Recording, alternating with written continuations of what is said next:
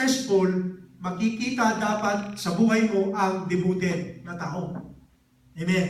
So ngayon mga kapatid, ang ano po natin ngayon ay paano natin ito i-apply sa buhay po natin. Yes, devotion is a powerful tool. Ano ang magagawa ng isang devoted na tao o paano natin mapapakilos ang kamay ng Diyos sa pagkilos ng ating buhay para tayo ay may posisyon sa kung saan tayo po ay maging successful o masagana sa buhay po natin. At isang tool na hinahanap ng Diyos sa buhay po natin ay yung pagka-devoted po natin. Amen? My prayer for us today is pupunta po tayo sa lugar o kaya posisyon sa buhay po natin na kung saan tayo ay talagang masasabi na tayo po ay devoted.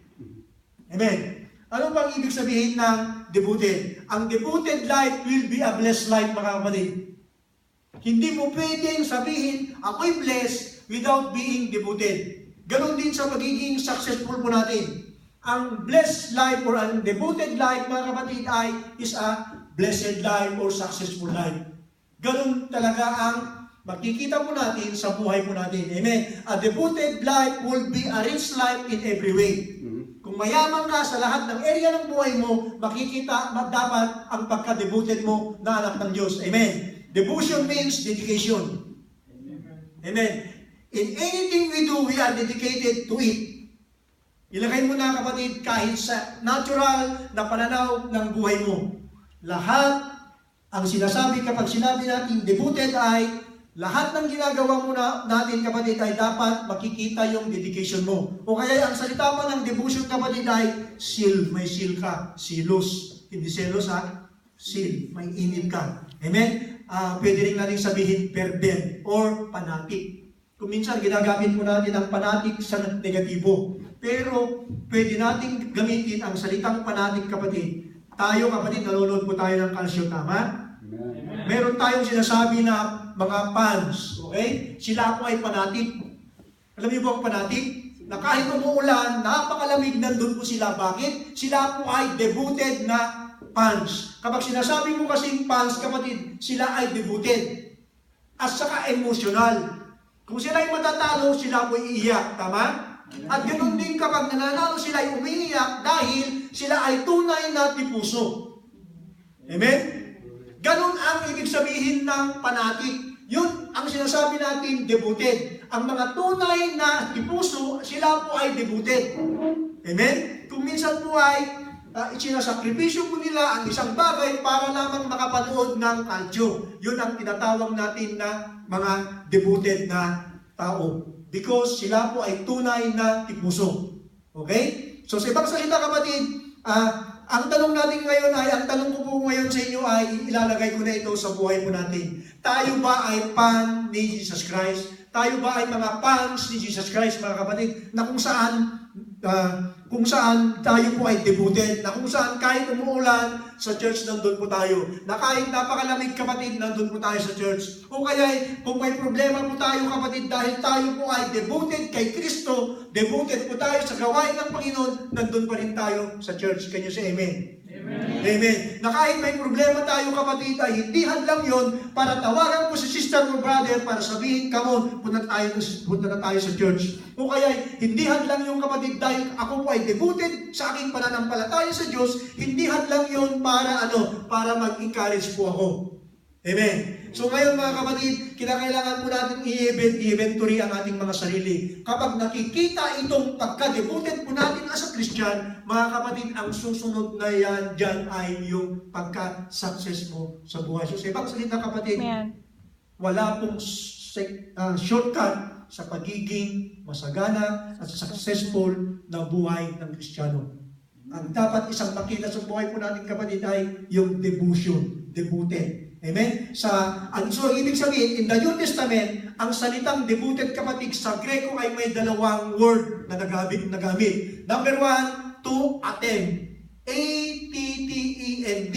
At saka yung pangalawa, constantly. Kapag pinagsama mo ito kapatid, mayroong picture na mabubuo na kinakailangan mong makita. Number 1, to attend. Anong ibig niyong sabihin? To attend means pay attention to.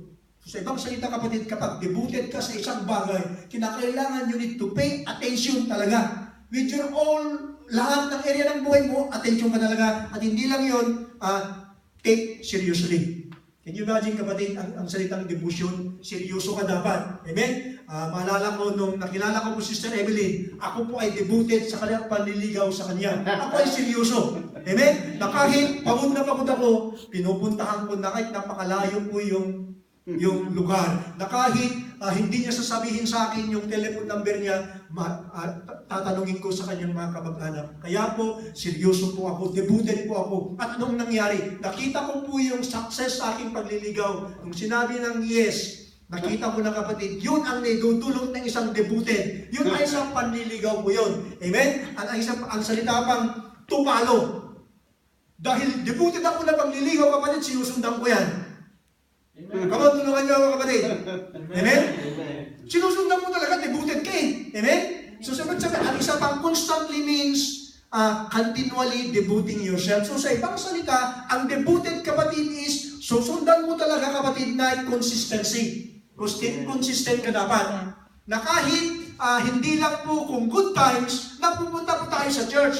Natulungan niyo akong mag-preach, kapatid, kayo sa amen. Amen. Na kahit anong nangyayari sa buhay ko, dahil devoted po ako sa gawain ng biyela, hindi po hadlang yun. Kasi naunawaan ko na ang salitang devotion or being devoted ay mayroon tayong tinatawag na consistency. Sabihin nga natin, consistency. Or consistent. Dapat yan, kapatid, hindi na puputol. Okay? Kahit wala kang pera, kaya mo pa rin umiti dahil devoted ka sa relasyon mo sa Panginoon. Alam niyo mga kapatid, kung mayroon po tayo ng ganito, na devoted ka talaga, kapatid, sooner or later, makikita mo yung mga magandang mangyayari sa buhay mo. Ang problema sa atin kung minsan ay, para tayo yung kinatawag natin na microwave generation.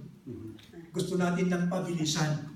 Diba, ang microwave, kapatid, 3 minutes, meron ka ng mainit na pagkain. Ano po? Pabilisan. Meron na tayong sinasabi na fast food. Gusto, 5 minutes, masyadong matagal yung sinasabi ko. 3 minutes, 7 minutes, meron ka ng pagkain sa McDonald's. Ganun na i-program na natin yung sarili po natin, yung pabilisan. Lahat ng bagay gusto natin pabilis. But ang success na sinasabi ng Bible, kapatid, ay kung minsan, it takes gradual. It takes devotion for you to become successful and blessed life in this earth. Amen? Ang hinihintay lang ng Panginoon sa ating kapatid ay maging devoted po tayo. At ang number 1, kapatid, bago ka maging devoted sa lahat ng ibang area sa buhay mo, dapat devoted ka muna sa ating Panginoon. Bakit? Kung devoted ka sa ating Panginoon at sa gawain ng Diyos, kapatid, anong mangyayari? Susunod na yan. Yes. Hindi ka pwedeng maging devoted sa pamilya mo kung pinapabayaan mo ang Panginoon. Kapag tulungan niyo akong mag-preach. Tama po? Ang number 1 na pundasyon po natin, kapatid, ay ang Panginoon. And then, susunod na. Susunod na yung trabaho po natin, yung mga hamon na po natin, kapatid, dahil maganda po yung pundasyon po natin, devoted po tayo sa Panginoon. Dito po nagkakamali po ng mga maraming mananampalataya. Hindi ko sinasabi, kapatid, na nandito po sila. No. I'm just saying in general, gusto po nila ng success, pero hindi po nila nakikita ang devotion sa kanilang mga buhay. Yun po ang malaking pagkakamali. Tandaan niyo ito po, kapatid, kapag nakikita itong devotion sa buhay mo, mga kapatid, makikita mo, kikilos ang Panginoon sa buhay mo. Alam niyo mga kapatid, maraming taong gustong sumagana sa kanilang mga buhay, pero kakaunti ang inilalaan ang kanilang mga sarili sa pagka-devoted. Kakalungkot, Lahat tayo gusto natin sumagana, pero kakaunti, yun po ang masakit, kakaunti po ang nagkukumit na sa pagka-being devoted. Pero ngayon, kapatid, naalam po natin, meron na tayong pananaw sa buhay na isang kasangkapan ng Diyos para mapakilos po natin ang kanyang kamay sa buhay po natin ay itong tinatawag natin being devoted. Kaya mga kapatid, ibabalik ko na po sa inyo, kumusta po tayo mga kapatid? Hindi po aksidente kung bakit nandito po ako sa hapon na ito. To encourage you kapatid, na kung ikaw ay devoted na anak ng Diyos, ipagpatuloy mo yan. Amen. Dahil ang Panginoon ay siguradong kikilos sa buhay mo. Marahil dumating yung time sa buhay mo kapatid na medyo napapagod ka na. Kasi bawat isang tao kapatid ay darating po yung discouragement, pagkapagod sa ating paglakad sa ating Panginoon kuminsan. Pero nandito po ako kapatid para encourage po kayo na huwag po kayong manlupaypay o manghina. Amen. Patuloy po kayong maging tapat, devoted at dedicated sa ating Panginoon at sa kanyang gawain. Why? Because ang salitang being devoted life, kapatid, is very powerful. Amen. Basahin po natin ito, kapatid.